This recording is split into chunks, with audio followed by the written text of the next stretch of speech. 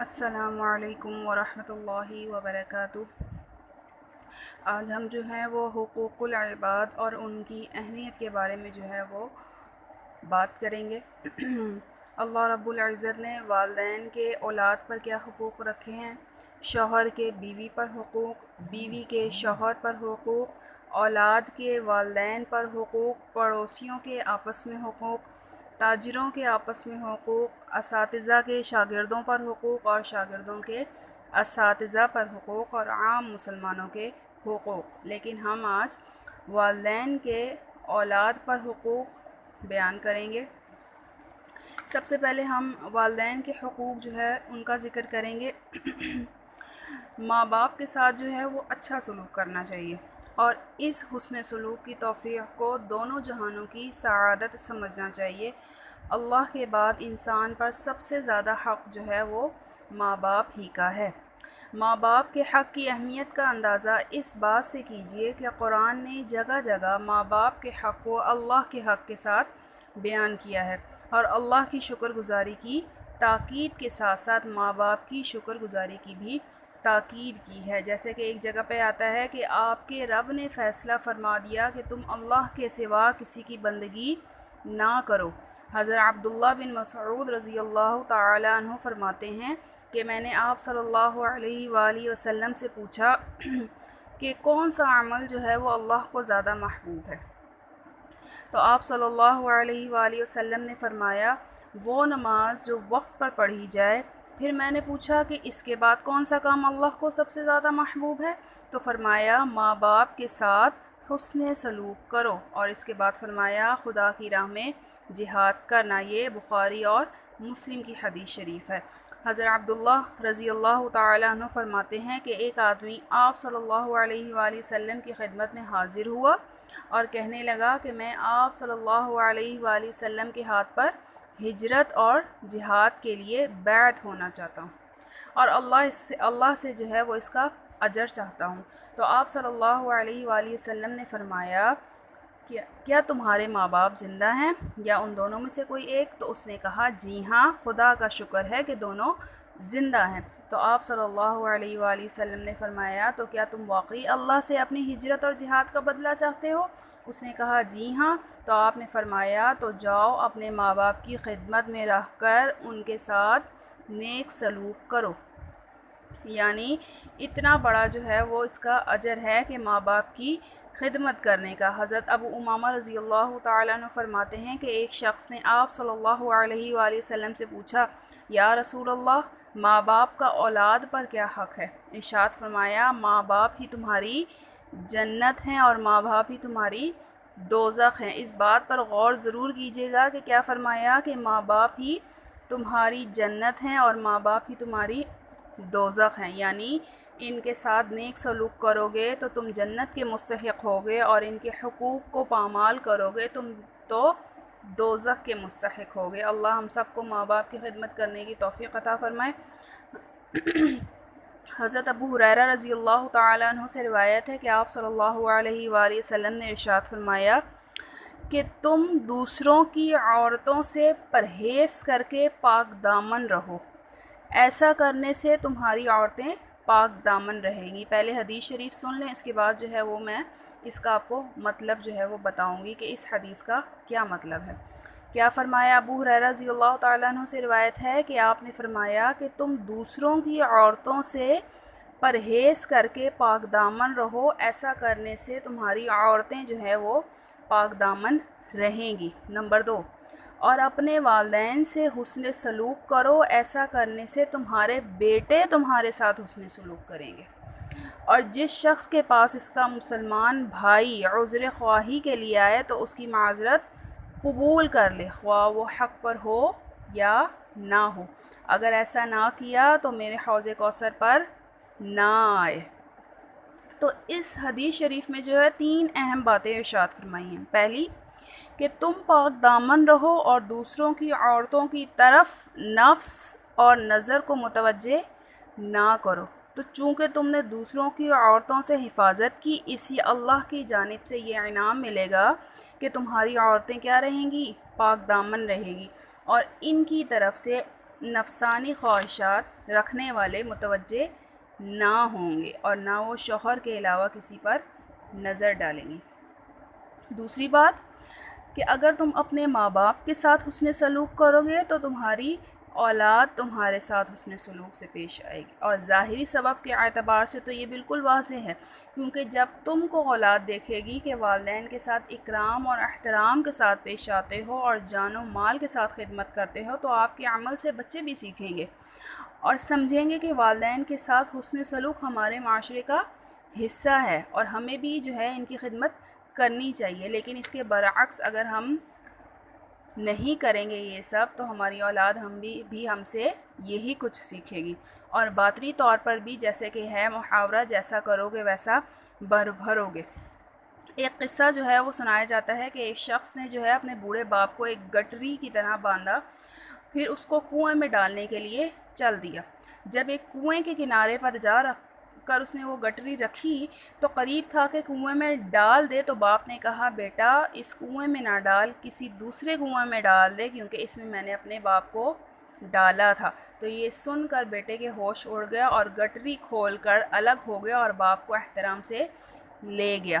تو سمجھ میں آنے والی بات یہ ہے کہ ہمیشہ جو ہے وہ والدین کے ساتھ حسن سلوک کرو، کیونکہ اگر ہم جو ہے اپنے والدین کے ساتھ جو ہے وہ حسن سلوک سے پیش آئیں گے، ان کی خدمت کریں گے، جان مال لگائیں گے، ان کو وقت دیں گے، تو ہماری اولاد جو دیکھے گی آگے سے ہمارے ساتھ بھی وہی کرے گی۔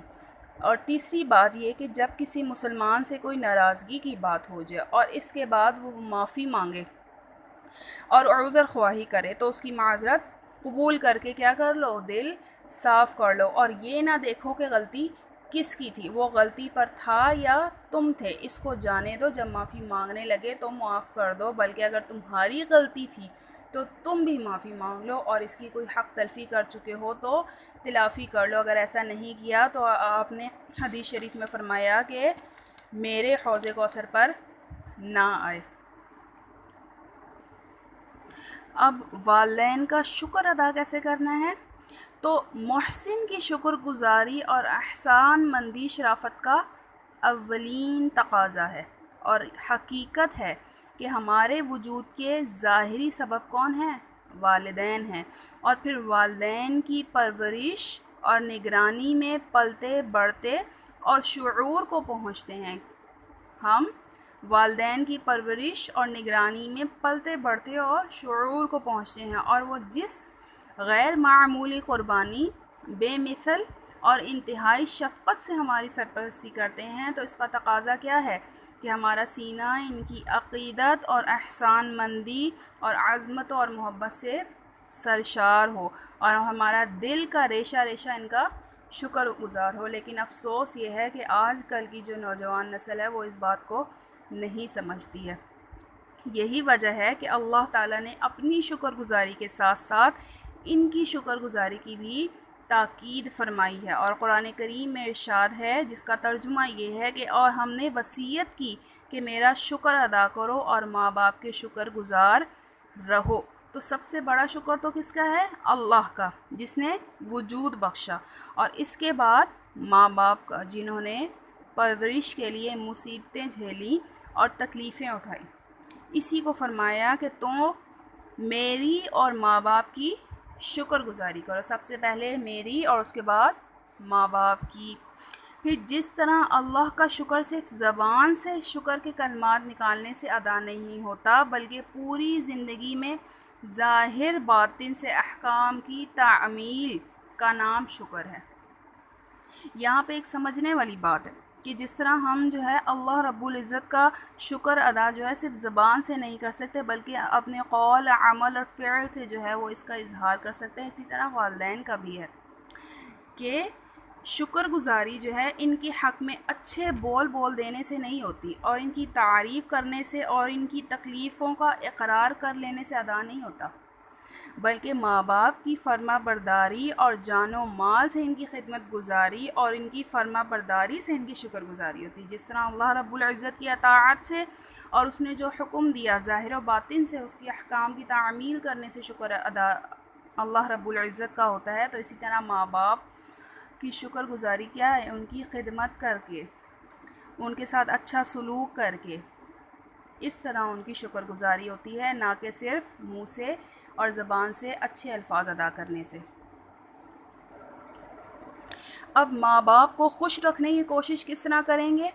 تو ان کی مرضی اور مزاج کے خلاف کبھی کوئی ایسی بات نہ کرے کہ جو ان کو ناگوار گزرے، کیونکہ بالخصوص جو ہے جب بڑھاپے میں جب مزاج جو ہے کچھ چڑچڑا ہو جاتا ہے اور والدین کچھ ایسے تقاضے اور مطالبے کرنے لگتے ہیں جو توقع کے خلاف ہوتے ہیں، تو اس وقت میں ہر بات کو جو ہے وہ کیا کرنا ہے، خوشی خوشی برداشت کرنا، اور ان کی بات سے اکتا کر جواب میں ایسی بات ہرگز نہ کہنی چاہیے جو ان کو ناگوار ہو۔ اور جیسے کہ قرآن کریم میں ارشاد ہے کہ اگر ان میں سے ایک یا دونوں تمہارے سامنے بڑھاپے کی عمر کو پہنچ جائے تو ان کو اف تک نہ کہو اور نہ انہیں جھڑکو۔ مقصد کیا ہے کہ ایسا کلمہ بھی ان کی شان میں زبان سے نہ نکالو جس سے ان کی تعظیم میں کوئی فرق آئے۔ حضرت حسن بصری رحمہ اللہ فرماتے ہیں کہ اللہ کے علم میں کلمہ اف سے نیچے بھی کوئی درجہ ماں باپ کو تکلیف دینے کا ہوتا تو اللہ اس کو بھی ضرور حرام فرما دیتے۔ سبحان اللہ، دیکھو کتنی بڑی بات جو ہے حضرت حسن بصری رحمہ اللہ نے کی ہے۔ ماں باپ کی تعظیم اور تکریم اور فرما برداری ہمیشہ کیا ہے، واجب ہے، بوڑھے ہوں یا جوان ہوں، جیسے کہ آیت اور حدیث کے عموم سے معلوم ہوتا ہے جو میں نے اوپر ابھی بیان کی۔ لیکن بڑھاپے کا ذکر خصوص اس وجہ سے کیا ہے کہ اس عمر میں جا کر ماں باپ بعض مرتبہ کیا ہو جاتے ہیں، چڑچڑے ہو جاتے ہیں، بیماریاں لاحق ہو جاتی ہیں اور اولاد بعض اوقات ان کو نہیں دیکھتی ہے۔ اللہ ہم سب کو جو ہے وہ ماں باپ کی خدمت کرنے کی توفیق عطا فرمائے، اور جن کے والدین نہیں ہیں اللہ ان کو جنت الفردوس میں اعلیٰ مقام عطا فرمائے۔ تو حضرت مجاہد رحمہ اللہ فرماتے ہیں کہ اگر تو ان کے کپڑے وغیرہ سے گندگی اور پیشاب پخانہ صاف کرتا تو اس موقع پر اف بھی نہ کہ جیسا کہ وہ اف بھی نہ کہتے تھے جب تیرے بچپن میں تیرا پیشاب اور پخانہ صاف کرتے تھے۔ دراصل بڑھاپے کی عمر کیا ہوتی ہے، بڑھاپے کی عمر میں بات کی برداشت نہیں رہتی ہے اور کمزوری کے باعث اپنی اہمیت کا احساس بڑھ جاتا ہے، اس لیے ذرا سی بات بھی محسوس ہونے لگتی ہے۔ تو اس نزاکت کا لحاظ رکھتے ہوئے اپنے کسی قول و عمل سے ماں باپ کو ناراض ہونے کا موقع نہ دینا چاہیے۔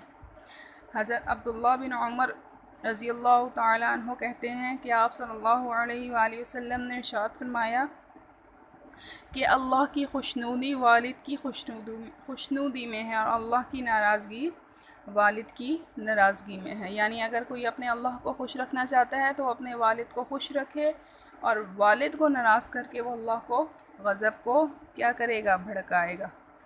حضرت عبداللہ رضی اللہ تعالیٰ عنہ کا بیان ہے کہ ایک آدمی اپنے ماں باپ کو روتا ہوا چھوڑ کر آپ صلی اللہ علیہ وآلہ وسلم کی خدمت میں ہجرت پر بیعت کرنے کے لیے حاضر ہوا، تو آپ نے فرمایا جاؤ اپنے ماں باپ کے پاس واپس اور ان کو اسی طرح خوش کر کے آؤ جس طرح تم ان کو رلا کر آئے تھے۔ اگر کسی کو اللہ نے موقع دیا ہے تو وہ اپنے آپ کو جنت کا مستحق بنا لے اور اللہ کی خوشنودی حاصل کر لے، اور ماں باپ کی خدمت سے ہی دونوں جہانوں کی بھلائی ہے، سعادت اور عظمت جو ہے وہ حاصل ہوتی ہے اس سے، اور انسان جو ہے وہ دونوں جہانوں کی آفتوں سے محفوظ رہتا ہے۔ حضرت انس رضی اللہ تعالیٰ عنہ کا بیان ہے کہ آپ صلی اللہ علیہ وآلہ وسلم نے فرمایا کہ جو آدمی یہ چاہتا ہو کہ اس کی عمر دراز کی جائے اور اس کی روزی میں کشادگی ہے تو اس کو چاہیے اپنے ماں باپ کے ساتھ بھلائی کرے اور صلہ رحمی کرے۔ آپ صلی اللہ علیہ وآلہ وسلم نے ارشاد فرمایا وہ آدمی ذلیل ہو، پھر فرمایا ذلیل ہو، پھر فرمایا ذلیل ہو۔ تو لوگوں نے پوچھا کہ اللہ کے رسول کون آدمی؟ تو آپ نے فرمایا وہ آدمی جس نے اپنے ماں باپ کو بڑھاپے کی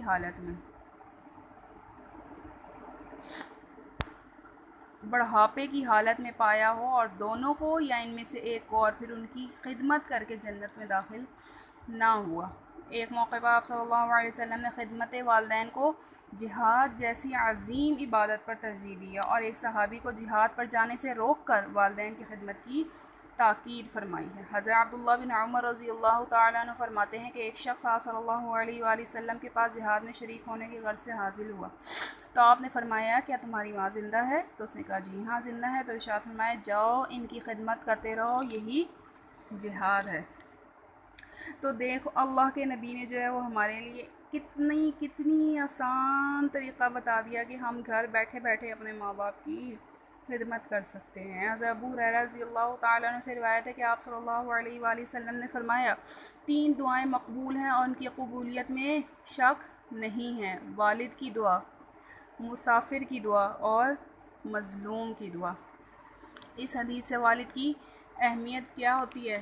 ظاہر ہوتی ہے۔ حضرت عائشہ رضی اللہ تعالیٰ عنہ سے روایت ہے کہ آپ صلی اللہ علیہ وسلم کے پاس ایک شخص حاضر ہوا اور اس کے ساتھ ایک بوڑھے تھے۔ تو آپ نے فرمایا تیرے ساتھ یہ کون ہے؟ عرض کیا کہ میرے والد نے۔ فرمایا کہ باپ کا احترام و اکرام کا خیال رکھو اور ہرگز ان کے آگے مت چلنا اور ان سے پہلے مت بیٹھنا اور ان کا نام لے کر مت بلانا اور ان کی وجہ سے کسی کو گالی مت دینا۔